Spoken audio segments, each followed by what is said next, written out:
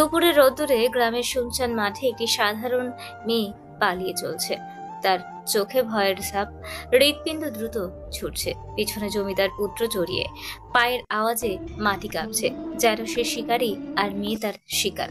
গ্রামের মানুষদের চুপচাপ দেখে যেন এই দৃশ্যের সাক্ষী হতে চায় না কেউ। মেয়ে জানে তার মুক্তি সম্ভব নয়। জমিদার পুত্রের চোখে রয়েছে লোভ এবং গর্ব, আর তার কাছে মেয়েটি শুধুই একটি খেলার পুতুল। মেয়ে দৌড়ে যেতে যেতে গাছের ডালে হাত দেয়, যেন কিছুক্ষণের জন্য লুকিয়ে রাখতে পারে নিজেকে। সে জানে এই পালানোর পথ একমাত্র পথ নয়, মুক্তির স্বপ্নের পাশাপাশি তার অস্তিত্বের লড়াইও শুরু হয়েছে। সেগুড়ে বালি গাছের ডালে আরেক হাতি রাখতেই পুরনো শুকিয়ে যাওয়া ডাল ভেঙে পড়ে গেল, সাথে সাথে পড়ে গেল মেয়েটি। অতি নিকটে চলে আসে জমিদার পুত্র। ধর পড়িয়ে উঠে বসলো নীলিমা। পাশে শুয়ে থাকা মুবিনও উঠে বসলো বোনের সাথে। নীলিমা চোখ বন্ধ করে বুকে হাত রাখলো, বিড়বিড় করে দোয়া পড়ে বুকে ফু দিতেই মুবিন ভাঙা ভাঙা গলায় বলল, খারাপ স্বপ্ন দেখলি বুঝি? নীলিমা মুবিনের দিকে দৃষ্টি অনুসরূপ করে বলল, হ্যাঁ রে মুবিন, তুই ঘুমা, আমি পানি খেয়ে আসছি। বাইরে বের হবি বুবু? ভাইজান তো ফেরে নাই। কি বলিস? কেন? কাম নাকি আজই শেষ করতে হইব, তাই ছেলেগো জমিদার রাইখা দিছে। ও থাম তুই, পানি আইনা দিছি। না মুবিন থাক, বাইরে হাওয়া বাতাস ভালো ঠেকছে না। দেখছিস না আকাশে ক্ষণে ক্ষণে আলো জ্বলে উঠছে? ওইটারে চাকুনি কয় বুবু। নীলিমা হাসলো। পুরন্ত ঠোঁটগুলো যেন পেরেকের মত, আকর্ষণের কেন্দ্রবিন্দু। যখন সে হাসে মনে হয় যেন সবকিছু আলোকিত হয়ে ওঠে। তার ঠোঁটের নরমতা আর আকর্ষণ যে কাউকেই প্রতি মুহূর্তে টানে, যেন মনে হবে পৃথিবীর সব রং শুধু তার ঠোঁটে এসে থেমে গেছে। হাসলি কেন বুবু? তোর কথা শুনে। হাসার মতো কি কইনি বুবু? নীলিমা জবাব দিল না। তার যে বৃষ্টি খুব প্রিয়। টিনের চালে ঝমঝম শব্দে তার মন প্রাণ জুড়িয়ে আসে। সে নামলো, কোমলতার স্পর্শে পা বাড়ালো জানালার দিকে। মুবিন বলে উঠল, যাস না বুবু, চামকানি বাড়তাছে। নীলিমা ফের হাসলো। বাইরে রাখলো দৃষ্টি, যেন গভীর সমুদ্রের মতো দৃষ্টি যুগল তার, যেখানে হারিয়ে যেতে ইচ্ছে করবে যে কারোর। চোখের ভেতরে একটি অদ্ভুত রহস্য আছে। যখন সে কোথাও তাকায় তার মনে হয় পুরো পৃথিবী কেবল তার চারপাশে ঘুরে। তার চোখের চাহনিতে এক অদ্ভুত জাদু আছে, যা কারোর চোখে চোখ পড়তেই বিপরীত ব্যক্তির হৃদয়কে কাঁপিয়ে তোলে। শান্তিপুরের বড় জমিদার পুত্র জমিদার ইকরাম শরীফ তার কক্ষে বসেছিলেন। এই বর্ষা রাতের জোরালো বাইরের অন্ধকারে বজ্রপাতের শব্দ শোনা যাচ্ছিল। হঠাৎ তার মনে হলো দেয়াল থেকে এক অদ্ভুত আর্তনাদ ভেসে এলো। সেই আওয়াজ যেন শত বছরের গোপন সিক্রেটকে উন্মোচন করতে উদ্যত। রাতের স্নিগ্ধতায় জমিদারের গাঢ় চোখে ছায়ার মতো কিছু উঠতে লাগলো। ঠোঁটের কোনায় ফিচেল হাসি, যা মহলের মর্মমূলে এক ভয়ঙ্কর সত্য গোপন করছে। তিনি জানেন তার পূর্বপুরুষদের কৃতকর্মের ফলশ্রুতিতে আজ তার মহলের ভিতরে এক পাপের ন্যায় আত্মা ঘুরে বেড়াচ্ছে। দরজায় টোকা দিল কেউ। ইকরাম পেছনে ফিরে চাইল। পালঙ্ক থেকে নামতে নামতে বলল, কে এসেছেন? দরজার ওপাশ থেকে পুরুষ কণ্ঠে ভেসে আসলো, আমি ইখওয়া খান ভাইজান, আব্বাজান ডাকছেন। ইকরাম দরজা খুলে দিতেই ইখওয়ান মলিন হাসলো, বলল, আব্বাজান খুব রেগে আছেন, কোন এক পরিষেবক নাকি কাজ ভুল করেছেন। ইকরাম ভ্রু গুটিয়ে বলল, সেখানে আমার কি কাজ? সবসময় কেন আমাকে সব দেখতে হবে? ইখওয়ান বিরক্ত হলেও প্রকাশ করলো না, বলল, আব্বাজানকে গিয়ে জিজ্ঞেস করুন আমাকে যে কাজ দেওয়া হয়েছিল তা এখানেই শেষ। বলে আর দাঁড়ালো না ইখওয়ান। নজর কাড়া কালো চেহারায় তরুণের বলিষ্ঠ দেহ নিয়ে চলে গেল সে। ইকরাম সামনে এগোলো, দেওয়াল থেকে গোছানো চাবুক নিয়ে পা বাড়ালো বাইরের দিকে। শ্যামবরণ চেহারায় বলিষ্ঠ দেহের অধিকারী, তার ত্বক উজ্জ্বল ও গভীর, যেন রাতের আকাশে চাঁদের আলো জ্বলে ওঠে। চোখের ছায়ায় খেলায় লুকানো থাকে রহস্য। কথায় আছে মাধুরতা, আছে রাগের গভীরতা। এক কথায় মানুষ যা মনে আসবে মুখ দিয়ে বলার আগেই কাজ পরিপূর্ণ। তার ব্যক্তিত্বের শক্তি, রাশভারী গলার গর্জন চারপাশে এনে দেয় এক অপার ভিন্নতা। তার সৌন্দর্য বাহ্যিক নয়, ভিতরেও দীপ্তিতে ভরা। সে যেন মহলের আত্মবিশ্বাসের প্রতীক। তার প্রতিটি কাজের পদক্ষেপে মুগ্ধতা ছড়ার সাথে সাথে কাঁপতে থাকে মহলের ও বাইরের প্রত্যেক মানুষ। সকালের রোদের উষ্ণতায় দৌড়াচ্ছে এক বালিকা, চুলের খোপা খুলে এলোমেলো এলোমেলো গায়ের ওড়না, কালো শীর্ণ চেহারায় জলধারার মতো তীর তীর করে ছুটছে ঘাম। দৌড়াতে দৌড়াতে ওড়নার কোনা দিয়ে মুখের ঘাম মুছে নিল মেয়েটি। পরপরই তাকালো আকাশের দিকে দীঘল কালো চোখ মেলে। হয়তো সময়ের অবস্থান বোঝার চেষ্টা করছে।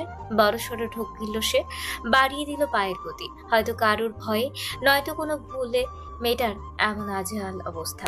শাহমত রাজকীয় চেহারে বসে হুক্কা টানছেন। পাশে তার দেখভালের কর্মরত রৌফ হাত পাখা বাতাস করছেন। ইকরাম তার কক্ষের পিছনের জানলা দিয়ে বাইরের সবকিছু নখদর্পণে রাখছে। ইখওয়ান ও রোকমান কাজের জায়গায় ঘোরাঘুরি করে পর্যবেক্ষণ করছে। তাদের হাতে চামড়ার কালো রঙের চাবুক বিদ্যমান। নীলিমার পাশে জায়গা খালি দেখে প্রকুচকে জিজ্ঞেস করলো, এই মেয়ে, তোমার পাশের জন কোথায়? নীলিমা ও ইখওয়ানের দিকে তাকালো না, তাকালো সামনের রাহেলার দিকে। ইখওয়ান নীলিমার দৃষ্টি অনুসরণ করে রাহেলার দিকে তাকাতেই রাহেলা দাঁড়িয়ে পড়ল। ভয়ে কাঁপতে লাগলো অনবরত। ভয়ে ভয়ে বলল, জমিদার সাহেবের সাথে আইতে কইছিলাম, কইলো তারাই যাইতে একটু দেরি হইব। রাহেলার থেকে দৃষ্টি সরিয়ে নীলিমার দিকে তাকিয়ে বলল, আমার প্রশ্নের উত্তরে তোমার কিছু বলা উচিত ছিল। নীলিমা এবার উঠে দাঁড়ালো, বলল, যা জানি না তার প্রতি উত্তরে কি বলবো জমিদার সাহেব? ভাইয়ের মতোই হয়েছো। রাগে ক্রোধ অপনয়নে চাবুক নাচিয়ে চলে যায় ইখওয়ান। নীলিমা সুতার চরকি টানায় মন দিল। পর্দার আড়ালে সে ফিচেল হাসলো, ভাবলো, নীলিমা মিথ্যা পছন্দ করে না সাহেব, আর না ছলচাতুরি। কাজের সীমানা পেরিয়ে ইখওয়ান বাইরে যাওয়ার জন্য পা বাড়ায়। এই ধাক্কা খায় দৌড়ে আসা বালিকা পারুলের সাথে। কোমর পেঁচিয়ে ধরে বুকে টেনে নিল সহসা। জোরে জোরে নিঃশ্বাস ফেলে বুকে উচাটন হচ্ছে। লালচে ঠোঁট কাঁপছে অনবরত। ইখওয়ান সেখানটায় এক পল দেখে পারুলের মুখের দিকে তাকালো। মেয়েটি ঘেমে একাকার, চোখের ভাষা স্পষ্ট। ভয়ে চোখে স্বস্তির আভা ফুটে উঠেছে মুহূর্তেই। পারুল নিজেকে ছাড়ানোর চেষ্টা করতে ইখওয়ান আরো টেনে নিয়ে বলল, শরীর তো খুব গরম, জ্বর বাঁধিয়েছো নাকি? মুই তো জানতাম না তুই ডাক্তার। বুকে টাইনা নিয়ে জ্বরের তাপ জানতে পারিস। একে তো দেরি করে আসলি, আবার ফটর ফটর করছিস। দেরি করে আইসি তো দে কয়েক ঘা। এমন জাপটাই ধরে আছিস কেন? এই চুপ কর রাত ব্যাটারি। শাস্তির স্বরূপ সন্ধ্যার পর দেখ করবি। পামু না মুই। ইখওয়ান আরো কাছে টানলো। পারুল ঠোঁট ছোঁয়া থেকে বাঁচাতে তার বুকে হাত থেকে হেলে পড়ল। সর কালা হাতি, আজ মেলা বাকি, শেষ করতে না পারলে রাত বিরাতে রাইখা দিবি? এই ধান্দা করছিস? দেরি হলে কেন? আম্মাই রান্ধনের কাজে লাগাই দিছিল। কি হচ্ছে এখানে ইখওয়ান? ইকরামের গলা শুনে পারুল সরে আসতে চাইলেও ইখওয়ান ছাড়ল না, খামচে ধরল কোমর। ইকরামের দিকে তাকিয়ে ইখওয়ান বলল, মাথা ঘুরে পড়ে যেতে গিয়ে ধরছিলাম, মেয়ের তো শরীরে জ্বর। কবিরাজের থেকে জোরে পুটে নিয়ে এসে তার ব্যবস্থা করো। আপাতত তাকে বিশ্রাম কক্ষে নিয়ে যাও। বলা শেষে ইকরাম ওদের পাশ কাটিয়ে ভিতরে ঢুকলো। ইখওয়ান পারুলের দিকে ভ্রু নাচিয়ে বলল, কি কেমন দিলাম? ভালোই, সরেন মুই কাজে যামু, শরীর ভালাই আছে। ক্রু হেসে ইখওয়ান পারুলকে বাজাকোলা করে নিল, বলল, প্রেমের ফাঁদে মজাইয়া মাইয়া দূরে দূরে থাকতে চাও? চল, তুই বিশ্রাম নিবি, সাথে আমিও নিব। ইকরাম পুরো এরিয়ায় এক পল দেখে স্বস্তির নিঃশ্বাস নিল। সবাই কাজে ব্যস্ত, কেউ কারো পাশে তাকাচ্ছে না পর্যন্ত। এই তো যায় ইকরাম। সুতোর কাজ চলে এখানে। গ্রামের 7 বছরের বাচ্চা থেকে বয়স্করা যারা কাজে অক্ষম নয় কাজ করে। মহলের পিছনে পড়ে থাকা জায়গায় চলে এই কাজ। ইকরাম নীলিমার পাশে এসে দাঁড়ালো। নীলিমা বুঝতে পারলো ইকরাম ছুরি পেশে দাঁড়িয়েছেন। ভাবলো, কোনোদিন তো আসেনি, আজ আসলেন কেন? আবার হাতে পেঁচানো চাবুক। নীলিমা ভয়ে ভয়ে উঠে দাঁড়ালো। চিবুক নামিয়ে কুর্নিশ জানিয়ে স্থির দাঁড়িয়ে পড়লো। ইকরাম তার রাশভারী গলায় বলল, তুমি মহিদুলের বোন? জি জমিদার সাহেব। নাম? নীলিমা সরকার। তাকো আমার দিকে। নীলিমা তাকায় না। মহিদুল ও আসমানি ভয়ে ঢোক গেলছে, আর চোখে তাদের দেখছে। আসমানি বেগম কপালের ঘা মুছে নিতেই রোকমান তার পিঠে এক ঘা বসিয়ে দেয়। আসমানি ব্যথায় ঘুমিয়ে উঠলেন। মহিদুল দাঁতে দাঁত চিবিয়ে বসা থেকে উঠে দাঁড়ালো। নীলিমা আর তার মায়ের দিকে তড়িৎ গতিতে তাকিয়ে পড়ল। আম্মা? ইকরাম মুচকি হেসে নীলিমার চিবুক ঘুরিয়ে তার দিকে নিয়ে বলল, আমার দিকে তাকাও মেয়ে। নীলিমার চোখে জল, মনে হলো সমুদ্রের ঢেউয়ের দোলায় দুলছে। কয়েক ফোঁটা অশ্রুকণা ইকরামের হাতের উল্টো পাশে পড়ল। ইকরাম সেখানটায় এক পল্লব দেখে নীলিমার চোখের দিকে তাকিয়ে পড়ল। কাজে মন দাও। বলেই হাত নামিয়ে নিল, পা বাড়িয়ে চলে যায় মহিদুলের দিকে। নীলিমার বুক দুরু করছে, না জানি তার জন্য এবার ভাইজানকেও মার খেতে হয়। নীলিমা স্থির দাঁড়িয়ে ইকরামের যাওয়ার পানি তাকিয়ে আছে। ইকরাম পা থামিয়ে পিছনে ফিরে তাকায়। নীলিমাকে এখানে দাঁড়িয়ে থাকতে দেখে বজ্রপাতের ন্যায় ধমকে বলে উঠল। কাজে মন দাও। নীলিমা সশরীরে চমকে ওঠে, রাগান্বিত চোখে তাকিয়ে আছে ইকরাম। কাঁপা কাঁপা শরীর নিয়ে ধীরে বসতে যাওয়ার আগেই কোথা থেকে রোকমান চাবুকের এক ঘা বসিয়ে দিল। নীলিমা চোখ বন্ধ করে নিঃশব্দে কেঁদে ব্যথা হজম করার চেষ্টা করলো। ইকরাম সহসাই রেগে যায়, ফের বাঁচখাই গলায় চেঁচিয়ে উঠে বলল, এই রুকমান, তোকে কতবার বলবো অযথা মেয়েদেরকে হাত তুলবি না? আরো চাবুকের ঘা খাওয়ার আগে নীলিমা কাজে মন দেয়। মহিদুল চোখ বন্ধ করে সামনে ফিরল, চোখের জল চোখে রেখেই কাজ করতে শুরু করলো। রোকমান মিছে অপরাধের ন্যায় বলল, ভুল হয়ে গিয়েছে ভাই সাহেব। ইকরাম কিছু বললেন না, শুধু একবার নীলিমার দিকে তাকালো, তারপর পা বাড়ালো মহিদুলের দিকে। দুপুরে নির্দিষ্ট সময় দেওয়া হয় খাওয়ার জন্য। মহলের দক্ষিণ দিকে শ্রমিকদের খাওয়ার ও বিশ্রামের জন্য বড়সড় কক্ষ বরাদ্দ। সেখানেই সবাই খাওয়া দাওয়া শেষে কিছু সময় বিশ্রাম নিয়ে তবেই বেরোলো। ছোট একটা কামরা থেকে নীলিমা বের হতেই পারুল বলে উঠল, তোরে নাকি জমিদারের বাচ্চা মারছে বুবু? মলিন চেহারায় তাকালো, বলল, তোকে কে বললো? আর এই একটা দুপুর বিশ্রাম কক্ষে কি করলি তুই? দেরি হয়েছিল তাই শরীর খারাপে দোহাই দিছিল বুবু, তাই বড় জমিদার বিশ্রাম কক্ষে পাঠিয়ে দিছে। নীলিমা সবটা বিশ্বাস করতে পারল না, কিন্তু আর কিছু জিজ্ঞেস করলো না। খচখচ মন নিয়ে বেরিয়ে যেতেই পারুল ফের বলল, কি লাগছে বুবু? না। মোহিত ভাই জরিপাটি দিছিল লাগাই দেওয়ার জন্য। ফেলাই দে, লাগবে না। দরজা খুলতেই পারুল নীলিমার হাত ধরে বলল, ভাই খুব কাঁদছিল রে বুবু, বস মুই লাগাই দেই। ভাই কাঁদছে শুনে মুহূর্তে নীলিমার মনটা বিষাদে ভরে যায়। থমথমে মুখ নিয়ে চৌকিতে বসলো নীলিমা। পারুল জামা তুলে নিয়ে বলল, ইস, কি জখমটাই না হয়েছে। শালা জমিদারের বাচ্চা হাতির গোস্ত খাই বুঝি। ইকরাম শ্রমিক কক্ষে প্রায় আসে পর্যবেক্ষণ করতে। আজও আসলো ইকরাম, হাতে এখনো চাবুক বিদ্যমান। নীলিমার কামরায় ফিসফিসানির আওয়াজ শুনে নিঃশব্দে এগিয়ে আসে। মুখে বজায় রেখেছে রাগের তেজ, শক্ত হাতে চেপে ধরলো চাবুক। পুরো পিঠ উদাম নীলিমার। সাদা পশমযুক্ত পিঠে চাবুক মারার দাগ লাল টকটকে হয়ে আছে। পারুল গাছান্তক জড়িপুটি লাগিয়ে দিচ্ছে আর বকছে। নীলিমার চোখে পানি জমেছে, ব্যথায় মাগো বলে উঠতেই ইকরাম ধীরিম করে দরজা খুলে দেয়। পারুল চমকে উঠে পিছন ফিরতেই চিবুক নামিয়ে সালাম জানালো হাত নাড়িয়ে। নীলিমা জামা কোনো রকম নামিয়ে নেয়, লজ্জায় টানছে ঘন ঘন নিঃশ্বাস। ইকরাম কিছুটা আন্দাজ করে নীলিমার দিকে তাকালো, পিছন ফিরে আছে, জামা পুরোপুরি নামেনি, কোমরের কিছু অংশ দৃশ্যমান। কিছু বলার পূর্বেই নীলিমা রাগান্বিত গলায় বলল, নারীদের কক্ষে ঢোকার পূর্বে সাড়া দিতে হয় বড় জমিদার সাহেব। পারুল বিদ্যুৎ চমকানোর মতো নীলিমার দিকে তাকালো, ঢোক গিলল ভয়ের রেশে। ইকরাম ভ্রু কুঁচকে তাকিয়ে বলল, আমি পীরে কামেল আউলিয়া নই, জানতাম না যে এখানে তোমরা আছো। নীলিমা কিঞ্চিত পাশ ফিরে তাকায়, পেট চোখাচোখি হয় দুজনের। পারুল হা মেলে তাকিয়ে আছে ইকরামের দিকে। ইকরাম সরল হাসি দিয়ে বলল, দুঃখিত। এ মেয়ে, জ্বর কমেনি নাকি চাবুকের আঘাত খাওয়ার শখ জেগেছে? না না জমিদার সাহেব, জড়িপুটি লাগাই দিনু তো তাই। হয়েছে, কৈফিয়ত দিতে হবে না, জলদি খাও। পারুল নীলিমার দিকে তাকিয়ে আর দাঁড়ালো না, ব্যস্ত পায়ে চলে যায়। একমাত্র ইকরাম ও শাহমাদকে জন্মের মতো ভয় পায় পারুল। অজানা ভয়ে নীলিমার বুক দুরু দুরু করে উঠল। সামনে ফিরে চিবুক নামিয়ে নেয়, পা বাড়িয়ে দিতেই ইকরাম বলে উঠল, ঠিক 1 ঘন্টা পর কাজের জায়গায় উপস্থিত হবে, বিশ্রাম নাও।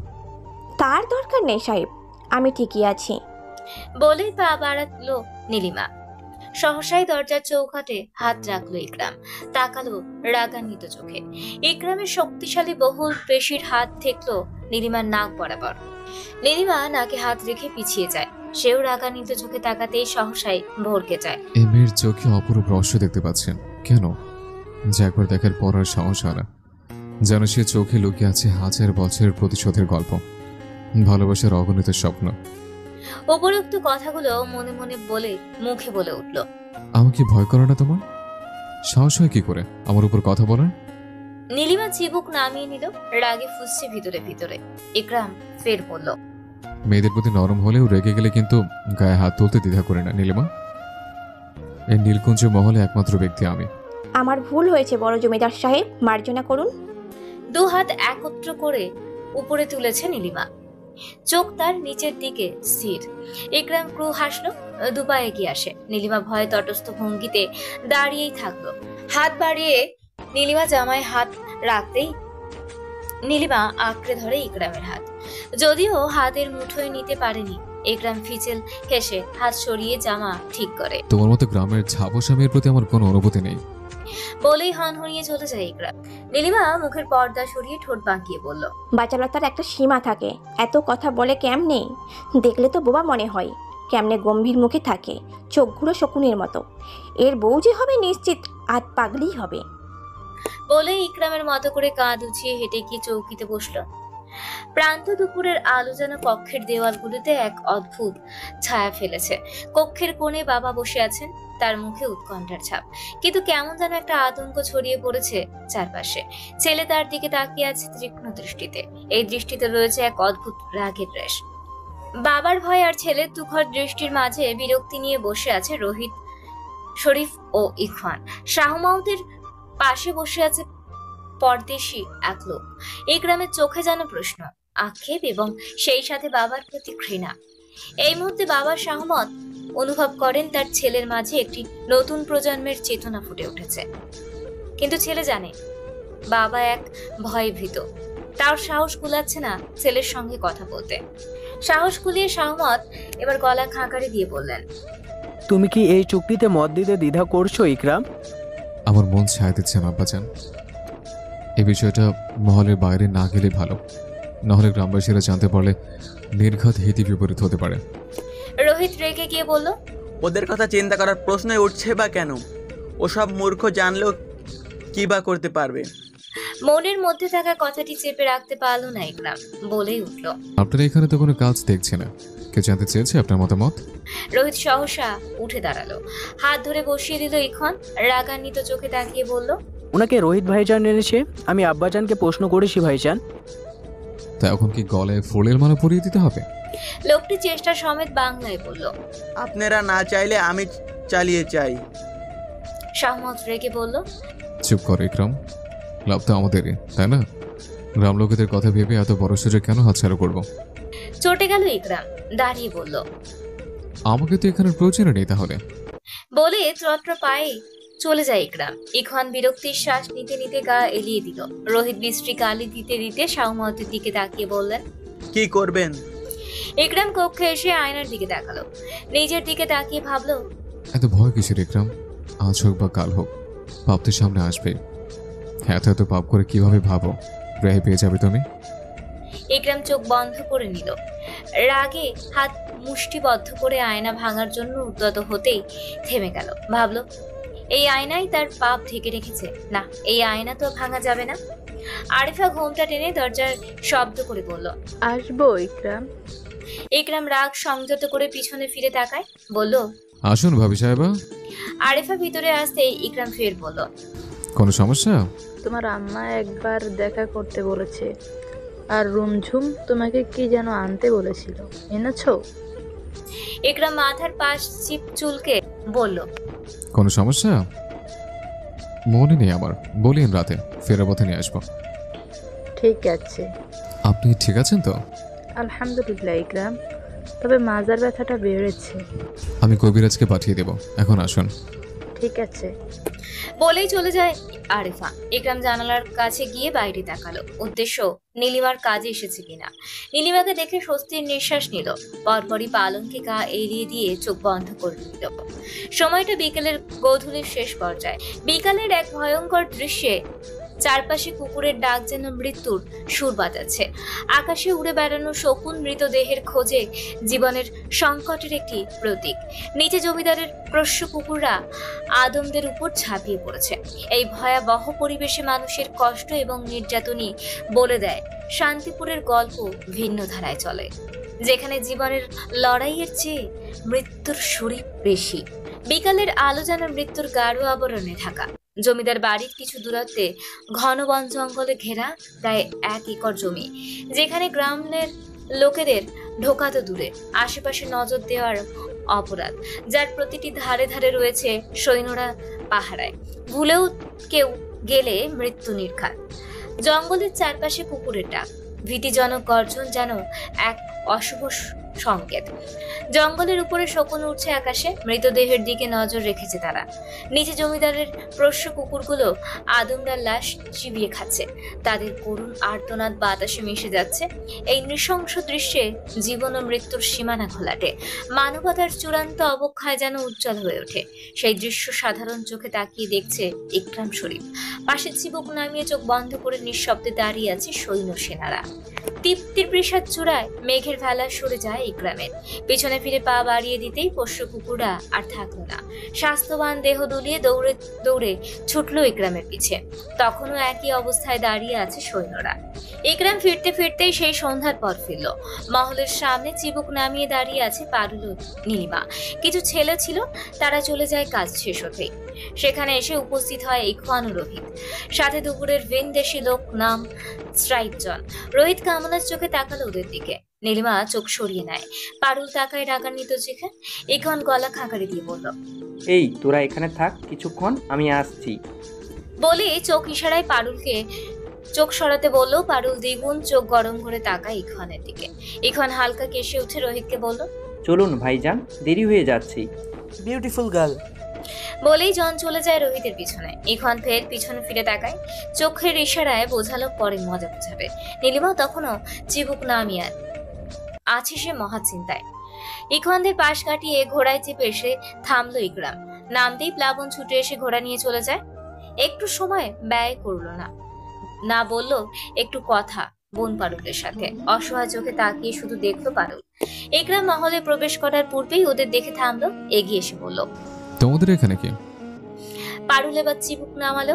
এই নীলিমা তাকালো। ইকরাম চোখ ছোট করে কিছুক্ষণ তাকিয়ে থাকার পর বলল, তাকিয়ে থাকতে বলিনি, কথা জবাব দাও। পারুল মিনমিন করে বলল, কাজ বাকি থাকাই রেখে দিছিল মগো। ইকরাম আরেকটু এগিয়ে আসতে নীলিমার নাকে কেমন একটা গন্ধ ঠেকলো। সহসা পিছিয়ে যায় দু কদম। ভ্রু কুচকে তাকায় ইকরাম। তড়িঘড়ি করে চিবুক নামায় নীলিমা। ইকরাম সেদিকে ঘাটলো না, ভাবলো সন্ধ্যা হয়ে এসেছে, পথে কোনো বিপদ হলে তো আমাদের উপর শব্দ সরে পড়বে, তখন মেয়েদের সন্ধ্যার পর কাজে রাখা মুশকিল হয়ে যেতে পারে। ইকরাম প্লাবনকে ইশারা করতেই ছুটে এসে সালাম ঢুকলো। ইকরাম বলল, ঘোড়া নিয়ে এসো।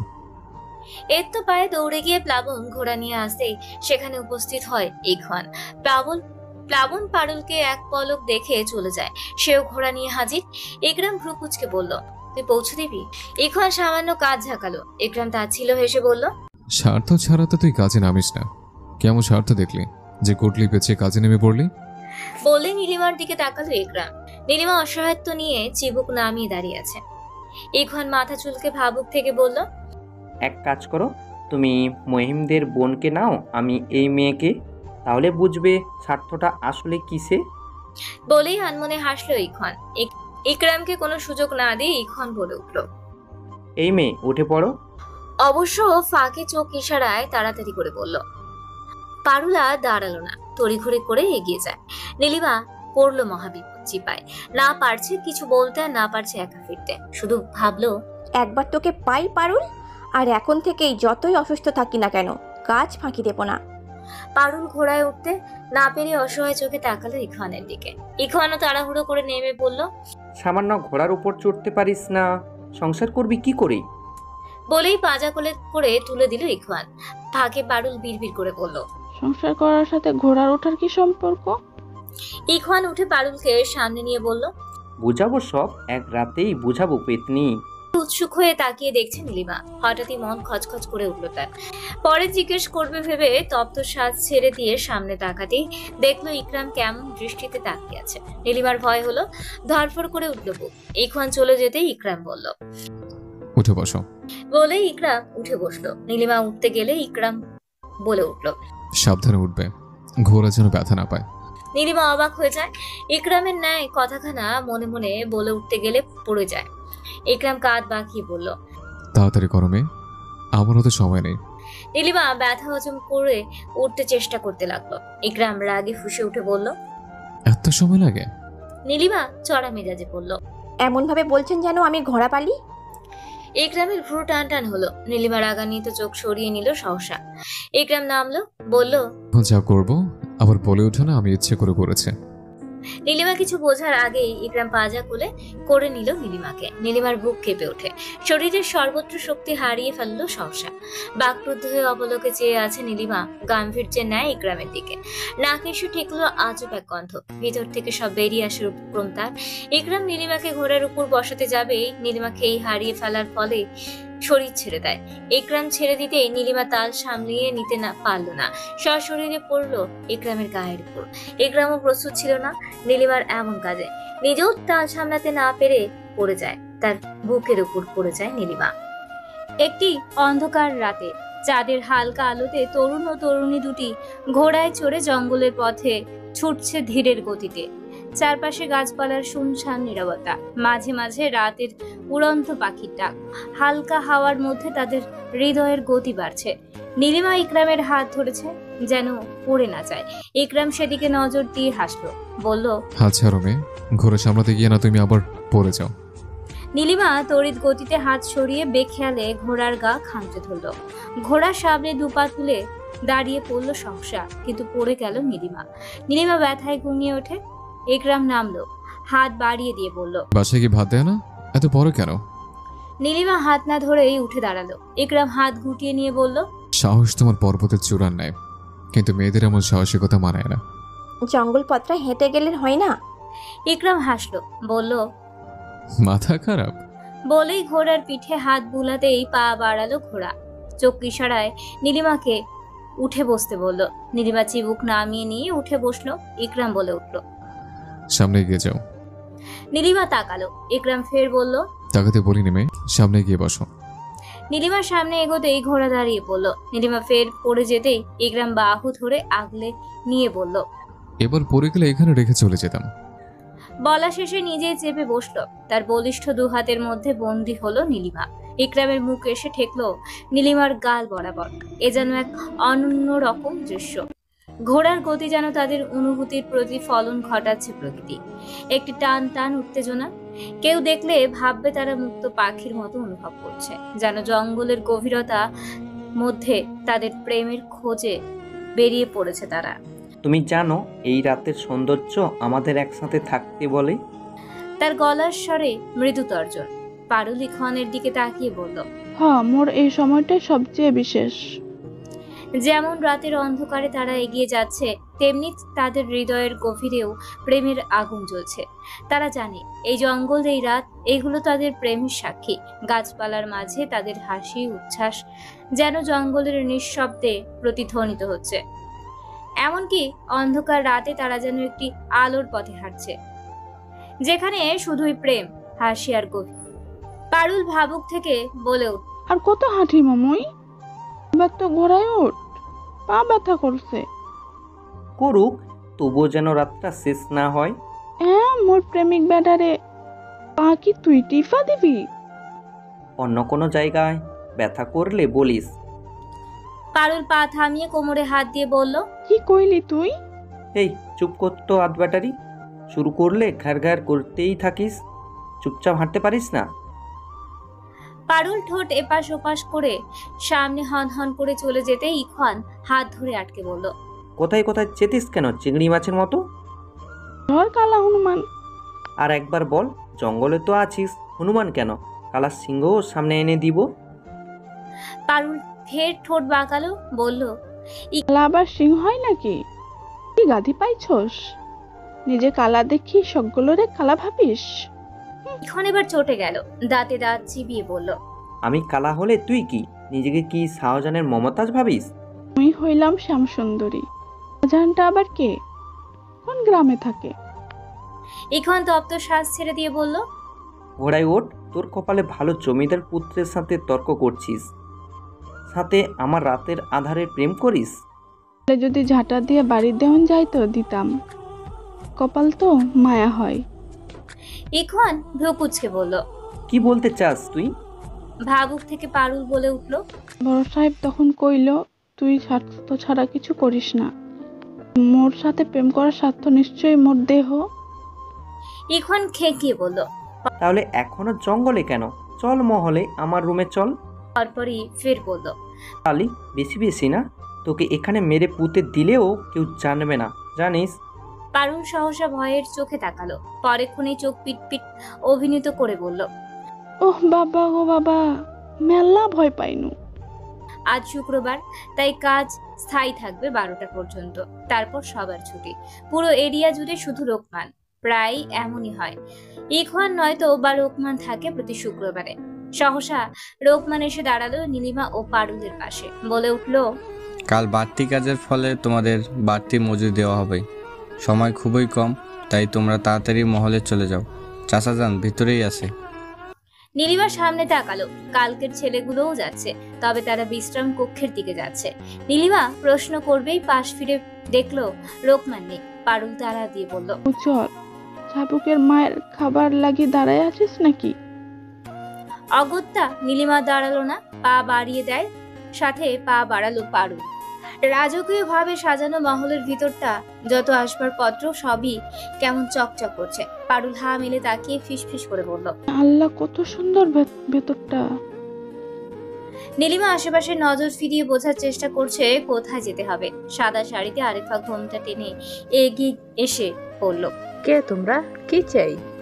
নীলিমা ভয়ে চমকে উঠে পাশ করে তাকায়। পারুল ভয়ে নীলিমার বাহু ধরে বলল, তো জমিদার সাহেব পাঠাই দিল। আরিফা কিছুক্ষণ ভাবুক থেকে বলল, একটু দাঁড়াও, আমি দেখছি। বলেই ট্রট্র পায়ে চলে যায় আরিফা। স্বস্তির ঢোক গিলতে না গিলতে সেখানে উপস্থিত হয় ইকরাম। শুভ্র রঙের পাঞ্জাবি, লম্বা চওড়া দেহখানায় নীলিমা চমকিত নয়নে তাকিয়ে আছে। এমন পোশাকে আজ প্রথম দেখলো। কত মনোমুগ্ধকর লাগছে ইকরামকে। নীলিমা ফ্যাল ফ্যাল নয়নে তাকিয়ে রইল, ভাবলো, কাল তো কেমন গন্ধে আমার দম বন্ধ হয়ে যাওয়ার উপক্রম হয়েছিল, আজ সুগন্ধে মাতোয়ারা হয়ে যাচ্ছে কেন? ওনার চোখে দেখছি অদ্ভুত মায়া, হালকা বাতাসে তার পাঞ্জাবির প্রান্ত দুলছে। আমার হৃদয়ের ঘরে কেন তোলপাড় হচ্ছে? ওনার মাঝে এমন কি আছে যে আমাকে যেন অজান্তে আকৃষ্ট করছে? পরনে সাদা পাঞ্জাবি যেন ওনার চরিত্রের সচলতা কোমলতা প্রতিফলিত করছে, কিন্তু উনি বা ওনার তো নরপিশাচারের থেকেও তো অধম। ইকরাম যখন নীলিমার দিকে তাকায়, তখন তাদের চোখের সংযোগে যেন এক নতুন গল্পের সূচনা হয়। উভয়ে অনুভব করে তাদের মাঝে একটি অদৃশ্য সেতু তৈরি হচ্ছে। ইকরাম ওই চোখের রহস্য ছাড়া কিছু অনুভব করতে পারছে না, তবুও মন শিহরণে আবেগাপ্লুত হয়ে গেল। কি আশ্চর্য, এই সাদা পাঞ্জাবি পরা ইকরাম এবং কামুকতার চোখে দেখা নীলিমা একই স্বপ্নের মধ্যে হাঁটছে, যেখানে প্রেমের সুর পাচ্ছে। কি ব্যাপার, মহলে প্রবেশ করার অনুমতি দিয়েছে কে তোমাদের? তড়িৎ গতিতে চোখ বন্ধ করে চিবুক নামিয়ে নেয় নীলিমা। নিজেকে কয়েক দফা গালি দিতেও ভুলল না। ওদিকে পারুল ভয়ের তোড়ে নীলিমার হাতটা খামচে ছিঁড়ে ফেলার উপক্রম হয়। নীলিমা রেগে বলে উঠল, ইস, হাতটা ছেড়লো বলে, ছাড় না পারুল। ইকরামের বেশ রাগ হলো। প্রতিবারে এই মেয়ে কথার উত্তরে অবান্তর কথা বলে চেপে যায়। গলার রেশ বাড়িয়ে ইকরাম রেগে বলল, সোজা সাপটা কথাটা বলতে পারো না কেন? কেন এসছো এখানে? নীলিমা তার দীঘল চোখ মেলে তাকায় ইকরামের দিকে। সহসা ইকরাম রাগের খেই হারিয়ে ফেলল। সজ্জল সহজ চেহারার তাকায় মুহূর্তেই।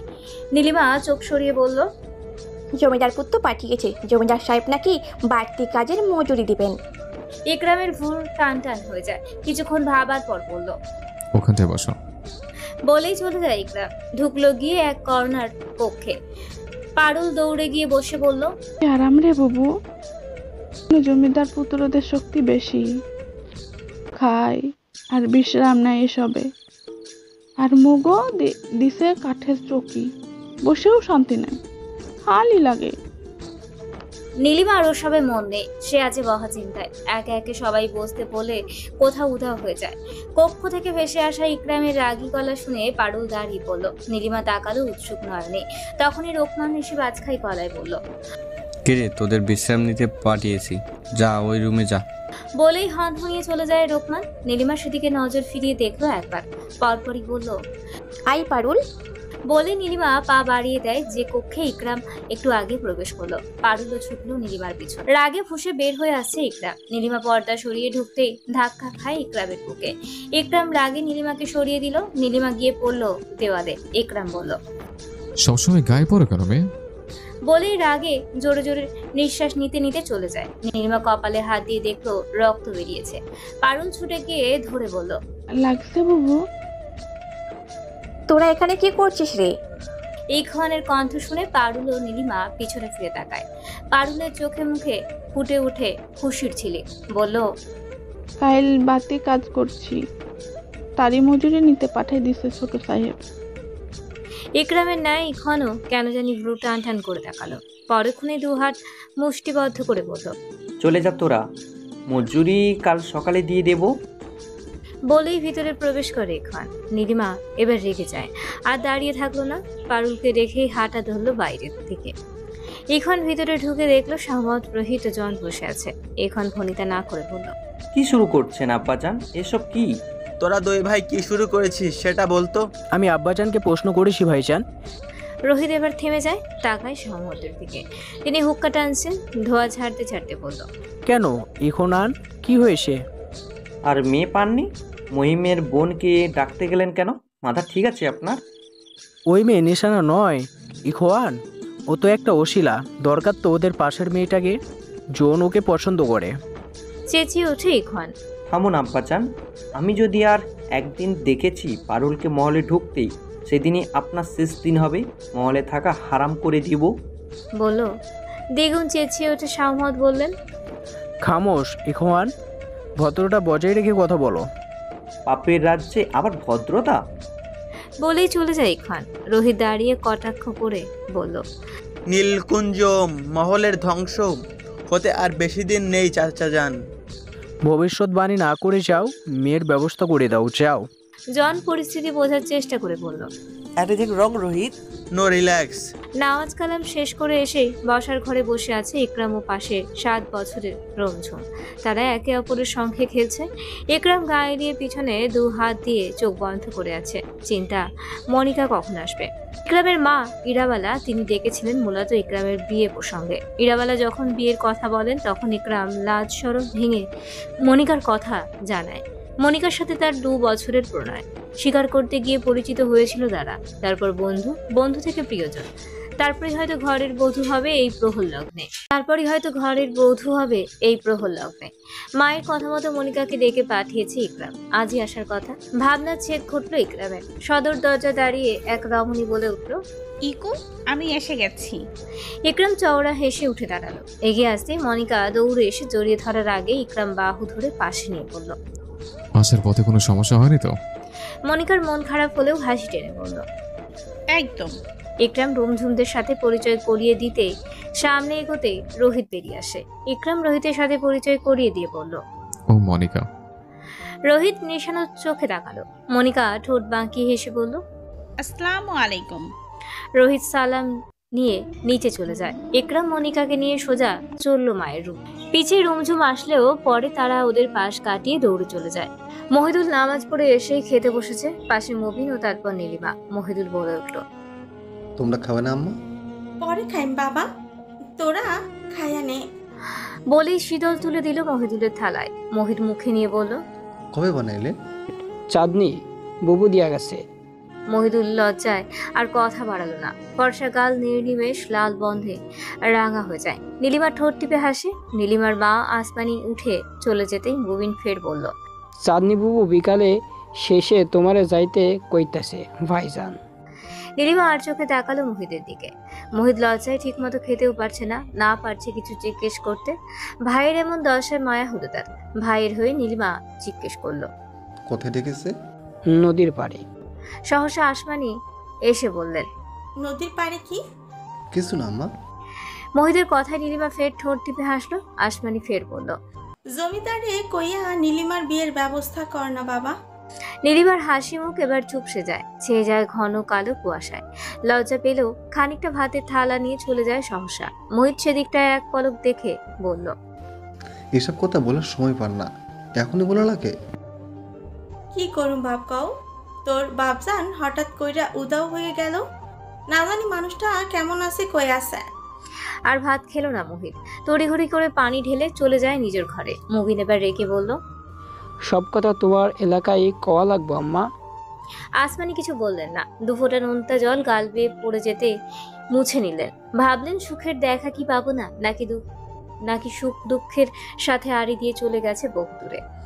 অনেকদিন ধরেই রুমঝুমের ইকরামের কাছে পাখির মাংস খাওয়ার বায়না করছিল। সময়ের অভাবে ইকরাম শিকারে বের হতেই পারেনি। আজ মনিকাকে আরিফার কাছে রেখে বেরিয়েছে শিকারে। তার আম্মা এখনো কিছু বলেনি মনিকার ব্যাপারে, তাই মনস্থির করেছে শিকার করে এসে আম্মার সাথে একবার দেখা করে নেবে। সন্ধ্যা হলো এক অনন্য সুন্দর মুহূর্ত, যখন দিন শেষ হতে চলেছে এবং রাতের আগমন ঘটেছে। সন্ধ্যাবেলায় সূর্যের লালচে আভা আকাশে ছড়িয়ে পড়ে, যা মনে করিয়ে দেয় ভালোবাসার উষ্ণতা এবং আবেগ। সদর দরজা পেরুবার আগেই রুকমান এসে বলল, ভাইজান এই কাজটা জন দিয়েছে, রোহিত চায় ভাইজানকে দিতে। তা তুই দিয়ে আয়, আমাকে দিচ্ছিস কেন? ভাইজান লোক এসেছে, মালামাল বুঝিয়ে দিচ্ছি। ইখওয়ান তো নেই। ইকরাম আর কিছু বলল না। ক্রোধের ন্যায় কাগজটি নিয়ে বসার ঘরে আসতেই আরিফাকে দেখে বলল, বেশি পাইনি, দুটো হবে না? বলেই হাত বাড়িয়ে দেয় ইকরাম। আরিফা মলিন মুখ নিয়ে বলল, হবে। কিছু হয়েছে ভাবি সাহেবা? তোমাকে কিছু কথা বলতাম ইকরাম, সময় হবে? আমি আমার সাথে দেখা করে এসে আপনার কাছে যাচ্ছি। বলা শেষে ইকরাম উপরের দিকে পা বাড়িয়ে দেয়। আরিফা মলিন মুখে ঢুকলো গিয়ে রন্ধনশালায়। ইকরামের কাগজটির কথা মনে পড়তেই দাঁড়িয়ে পড়ল। পরক্ষণে পা বাড়িয়ে দিল রোহিতের কক্ষের দিকে। দরজার সামনে আসতেই চিরচেনা মেহেন্দি কণ্ঠে থেমে যায় ইকরাম। আচমকা বুকের গতি বেড়ে যায়, তার হাতে থাকা কাগজ পড়ে যায় অবিচলে। ইকরাম ঢোক গিলে হাত বাড়িয়ে দিয়ে দরজা সামান্য ফাঁক করে নজর রাখলো। দেখলো রোহিত উদাম গায়ে আতশোয়া হয়ে আছে, অর্ধনগ্ন হয়ে বুকে মাথা দিয়ে আছে মনিকা। রাতে নীরবতা ভেদ করে রাগে ক্ষোভে ইকরাম ঘোড়ার পিঠে চড়ে দ্রুত ছুটছে। তার মন খারাপ, কারণ সে ধোকার শিকার হয়েছে। তবে রাতের এই অন্ধকারের তার হৃদয়ের গভীরে একটি আলোর রেখা জ্বলছে। কাঁপা কাঁপা চাঁদের আলো তার উপর পড়ে, যেন পৃথিবীর সমস্ত বেদনা ভুলে যাওয়ার জন্য সে এই পথ বেছে নিয়েছে। ঘোড়ার গতি যেন তার হৃদয়ের দোলনির সাথে মিলিত হয়ে চলেছে। সেই চাঁদের আলোতে ইকরাম বুঝতে পারল ধোকা কেবল একটি প্রস্থান, যেখানে নতুন কিছুর শুরুর অপেক্ষা করছে। সে তার ঘোড়াকে আরো দ্রুত ছুটতে পারে, যেন জীবনকে আরো সামনে এগিয়ে নিয়ে যেতে পারে, নিজের মন খারাপকে পিছনে ফেলে রেখে। আরিফা মনিকাকে রোহিতের সাথে ঢলাঢলি করে কক্ষে ঢুকতে দেখে অবাক হয়ে যায়। দরজায় তার আড়ালে দাঁড়িয়ে তাদের কথোপকথন শুনে এক বুক হতাশা দমিয়ে চলে যায়। রোহিত ও মনিকা বুদ্ধি করেই এই পথে নেমেছিল। উদ্দেশ্য ইকরামকে ধ্বংস করা, হাতিয়ে নেওয়া জমিদারদের সব পরম্পরা। আরিফা এই বিষয় নিয়ে ইকরামের সাথে কথা বলতে চেয়েছিল, যদিও ইরাবালাকে খুলে বলেছে সবটা। ভালোই হয়েছে, ইকরাম সৎ চোখে দেখছে সবটা। ইরাবালা আরিফাকে যথেষ্ট বিশ্বাস ও স্নেহ করেন, তাই তো বড় ছেলে পরলোকে গেলেও রেখে দেন মেয়ের মতো করে। ইরাবালা রেগে মেগে সিঁড়ির মধ্যবর্তী সংযোগস্থলে এসে চিৎকার করে উঠে বললেন, আরিফা, তোমার পার্সনটা শ্বশুর কোথায়? শাহমত বসার ঘরেই ছিলেন। আরিফা কিছু বলার আগেই তিনি উঠে দাঁড়ালো, এগিয়ে এসে বলল, কি হয়েছে ইরার? ওই মেয়ে এখনো মহলে কি করছে? বিতাড়িত করনি কেন? শাহমত বলল, রোহিত ওই মেয়েকে বিয়ে করবে জানিয়েছে। শাহাবুদ্দিন ও রমেলা ভাবি ফিরছেন কাল সকালেই। ইরা হাত মুষ্টিবদ্ধ করে চলে যেতেই শাহমত বলে উঠল, আমি চেষ্টা করব ইরা যেন বিয়েটা না হয়। সে আপনি কত চেষ্টা করবেন আমার জানা আছে, তবে বলে রাখছি, আমার ইকু যদি মহলে না ফিরে তাহলে আমি গৃহত্যাগ করতে বাধ্য হব। বলেই মাথায় কাপড় টেনে রাগে গজগজ করে চলে যায় ইরাবালা। আরিফা চিন্তায় ডুব দিল। ইকরাম এত রাতে ক্ষুণ্ণ মন নিয়ে কোথায় গেল? এত বড় আঘাত সইবে কি করে সে? আল্লাহ তার যেন বিপদ না হয়। পুরুষালী হাতের হ্যাচকা টানে বুকে গিয়ে আছড়ে পড়ল নীলিমা। তার তীক্ষ্ণ দৃষ্টি, মায়াময় দুটি দৃষ্টি। সেই নেশাময় চোখ তুলে তাকালো সে। কোনো সাজসজ্জা নেই, তবুও সেই রূপে মুগ্ধ ইকরাম। ঠোঁটের উপরে কালো তিল জ্বলছে জোনাকি হয়ে, মসৃণ কেশগুলো বিনুনি করা, ঝুলছে কোমর অব্দি। ইকরাম আরো একটু কাছে টেনে নিল বুকের আঁচল সরিয়ে। বক্ষ ভাঁজে চোখ রেখে তাকালো নীলিমার চোখের দিকে। নেশালো চোখ মুহূর্তেই অগ্নিশিখা হয়ে জ্বলজ্বল করছে। ক্রু হাসলো ইকরাম। শ্যামবরণ মুখে খোঁজা খোঁজা দাড়ি, নাকের টকায় কালো তিল, গাম্ভীর্য চেহারায় ফুটে উঠেছে বাহাদুরি ভাব। নেশায় বুধ হওয়া লাল চোখে ফুটে উঠেছে অহংকার। গলার কাছটায় নাক টেনে গভীরতায় শুকে নিতে নিতে পিছিয়ে যায় ইকরাম। ধীরিম করে তাকে ফেলে দিল বিছানায়। নীলিমা রাগ সংযত করে তাকিয়ে রইল। তার ইচ্ছে করছে হিংস্র মনোভাবে তাকে কামড়ে কামড়ে খেয়ে ফেলতে। ইকরাম রাজকীয় পোশাক খুলে দূরে ছুঁড়ে মারল। শরীর থেকে এখনো তাজা রক্তের গন্ধ এসে ঠেকছে নীলিমার নাকে। একটু আগেই ক্রোধে গর্জন করে বেরিয়ে যায় কাউকে খুন করতে। সেটা থেকেই মাত্র ফিরলেন বুঝি। নীলিমার ঘোর হয় ইকরামের ছোঁয়ায়। অসহ্য চাহনি রাখলো ইকরামের দিকে। ইকরাম ঠোঁট এলিয়ে হাসলো। লাগাতার ইকরাম নীলিমার বক্ষ ভাঁজে ঠোঁট ছুঁয়ে দিতে লাগলো। তার হাত রাখলো উন্মুক্ত পেটে। নীলিমা বিছানার চাদর খামচে ধরে নিজেকে আশ্বস্ত রাখার চেষ্টা করছে। তবুও কিছু মুহূর্ত পর উহু করে উঠে ইকরামের কামড়ে। সহসা ইকরাম নীলিমার গলায় ছোট ধারালো ছুরি ধরলো। নীলিমা শান্ত চোখে তাকালে ইকরাম ভ্রু কুঁচকে বলল, কলিজায় ভয় নেই? নীলিমা কিছু বলল না, অপলক তাকিয়ে আছে। ইকরাম ছুরি আর একটু বসিয়ে দিতে নীলিমা বলে উঠল, আমার মতো করে অন্য কাউকে আর এমন ভালোবাসবেন না সাহেব। ইকরাম ফিচেল হেসে ছুরি বসিয়ে দেয়। পিনকি কেটে রক্ত বেরিয়ে আসার মুহূর্তে নীলিমা হকচকিয়ে ঘুম থেকে উঠে বসলো। জোরে জোরে নিঃশ্বাস নিতে নিতে ভাবলো এতক্ষণে সে স্বপ্নে ছিল, কিন্তু কেন? এসব কি দেখছি আমি প্রতিনিয়ত? এসব দেখার মানে কি? কি কারণ এসব দেখার? ভাইজানকে একবার বলবো? না না না, ছি। নীলিমা, নীলিমা। এত রাতে ভাইয়ের গলা শুনে নীলিমা চমকে উঠে নামলো। পা বাড়িয়ে এসে ভাইজান বলতে ইকরামকে চৌকিতে দেখে উদ্দাম বেগে ঘরে ঢুকলো। ইকরাম তখনও অচেতন। বাইরের চৌকিতে শুয়ে রেখেছে মোহিত ও লতিফ। আসমানি বলে উঠল, জমিদার পুত্র কে কই পাইলি বাপ? বাড়ি ফেরার পর তো দেখলাম বটতলায় পড়ে আছে, তাই নিয়ে আসলাম। কীভাবে রেখে আসি বলেন? পরপর ফের বলল, জড়িপুটি লাগিয়ে দেন আম্মা, আমি আমার ঘরে কোনো দরকার পড়লে ডাকিয়ে। আচ্ছা মোহিত ভাই, তাইলে মুই গেলাম। হ্যাঁ লতিফ ভাই, জমিদার সাহেব কিছু না বলা পর্যন্ত গ্রামের কাউরে কিছু কইও না। আচ্ছা মোহিত ভাই। লতিফ চলে যায়। মোহিত নিজ ঘরে ঢুকলো। নীলিমাকে আড়াল থেকে এক পলক দেখে গলা বাড়িয়ে বলল, আম্মা আমারেও কি লাগবে? আইলে আয়, উনি তো ঘুমে। নীলিমা পা টিপে টিপে এগিয়ে আসে। আসমানি গাছগাছালি পিষতে বসলেন। পরপরই কিছু এগিয়ে দিয়ে বলল, নি কপালে লাগাইয়ে দে তো। নীলিমা হাঁটু গেড়ে বসে বাটিটা এগিয়ে নেয়। হাতে তুলে নিয়ে ইকরামের মুখের দিকে তাকিয়ে ভাবল, আপনি তো নিষিদ্ধ ফুলের মতো, যার গন্ধ নেওয়া বারণ। শুধু তো তাই নয়, আপনার মতো ফুল দিয়ে আমার জীবন সাজানোর স্বপ্নেই মানায়, বাস্তবে নয়। দীর্ঘ নিঃশ্বাস ছেড়ে দিয়ে কপালে প্রলেপ লাগালো নীলিমা। পরপর ঠোঁটের কোনায় লাগিয়ে দিতেই ইকরাম নড়ে ওঠে। আসমানি কুয়াপাড়ে গেলেও পানির উদ্দেশ্যে। নীলিমা তার পুরন্ত ঠোঁট গোল করে বাতাস দিয়ে দিয়ে লাগিয়ে দিচ্ছে। তবু ইকরাম সহ্য করতে পারল না। ব্যথায় ঘুমিয়ে উঠে ঝাপসা চোখ মেলে তাকালো। নীলিমা স্থির নয়নে তাকিয়ে আছে। ইকরাম নীলিমার চোখে চোখ রাখলো। নীলিমার তখনও হুঁশ নেই। ইকরামের চোখে তাকিয়ে বিড়বিড় করে বলল, কি তুমি? এই চোখ তো আমার খুব চেনা। প্রতি রাতে আমাকে তাড়া দেয়, ঘুমের বেহাল দশা করে পালিয়েছে। নীলিমার বুক ছলকে উঠল। হুঁশ হলো সহসা। কি বলছে ধনী? নিশ্চয়ই তারা আপন কেউ ভেবে বলেছেন। ইকরাম পরিষ্কার চোখে তাকানোর চেষ্টা করে ফের বলল, বরাবরই তোমার চোখে দেখি এক প্রতিপক্ষের তেজ, কিন্তু আমার হৃদয়ের গহনে প্রেমের উত্তেজনা। শত্রুতা যদি বেড়ে যায়, ভালোবাসা হবে আরও সোজা। নীরব চাহনি নিয়ে না হয় শুরু হবে নতুন এক লড়াই। নীলিমা এর মানে বুঝলো না, না চেষ্টা করলো বোঝার। উথাল পাথাল মন নিয়ে ছুটলো নিজ ঘরে।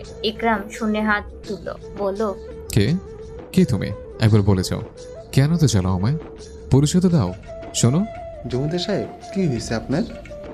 পুরুষালী কণ্ঠে ইকরাম সচেতন হয়। আচমকা উঠে বসতে পড়ে যেতে লাগলে মোহিত আগলে নিলে বলল, আমি মহিতুল, আপনি অচেতন হয়ে পড়েছিলেন, তাই আমাদের বাড়িতে নিয়ে এসেছি।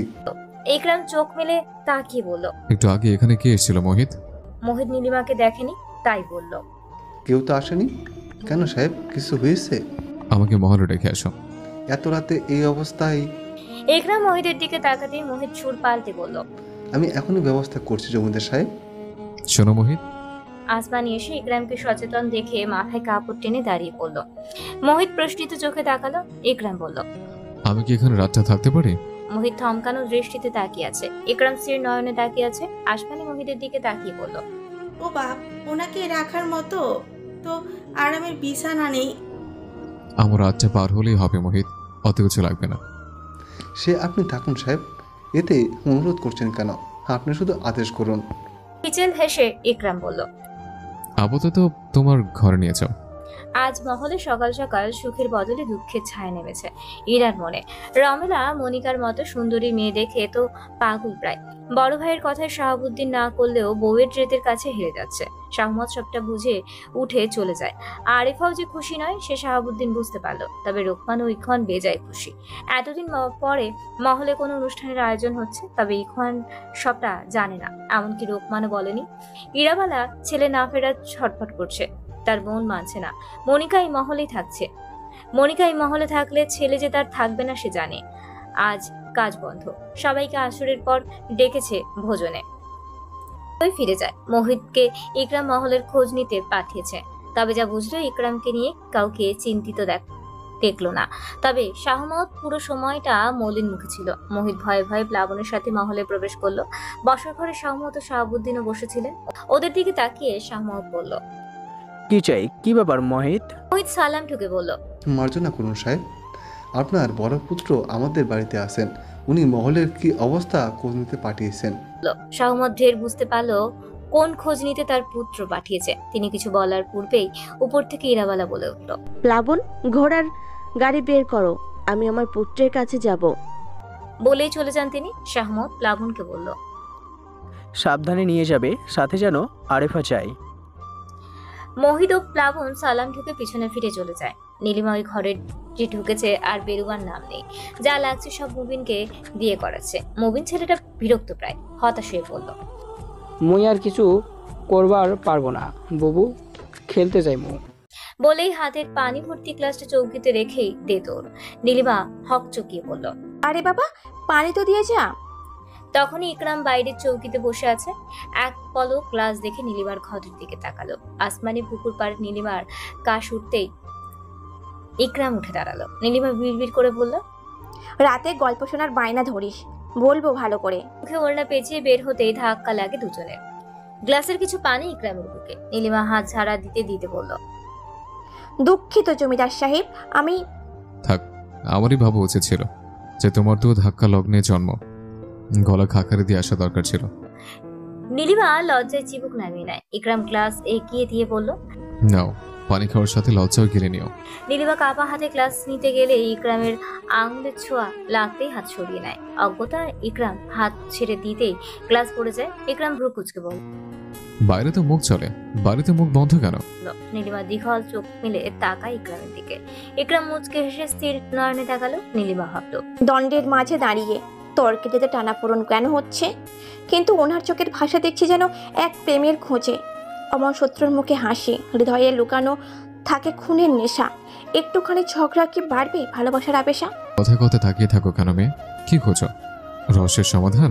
চমকিত নয়নে তাকালো। এবার বলল, কিসের রহস্য খুঁজবো সাহেব?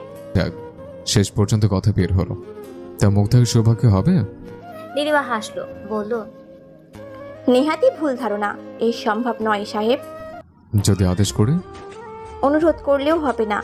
ইকরাম ভ্রু টান টান করলো, সহসা হাসলো, পরপর বলল, আজ কাজ স্থগিত করার কারণ কি? নীলিমা অবাক হয়ে বলল, মহলে বিয়ের ধুম, আর আপনি জানেন না? মুহূর্তে ইকরামের হাস্যোজ্জ্বল মুখ আধারে ঢেকে যায়। সে বুঝলো কার বিয়ের কথা বলল নীলিমা।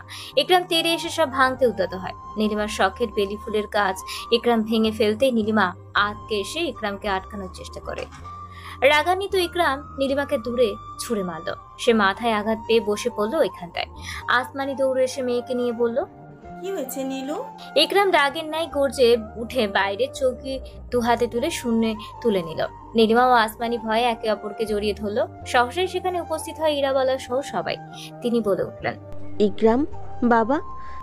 ইকরাম চৌকি দূরে ছুঁড়ে মারল। মহির এগিয়ে আসে বোন মায়ের দিকে। ইকরাম হন করে এসে মায়ের বাহু ধরে বলল, মহলে কার বিয়ে আম্মা? কার বিয়ে হচ্ছে? শান্ত হও পুত্র। কিসের?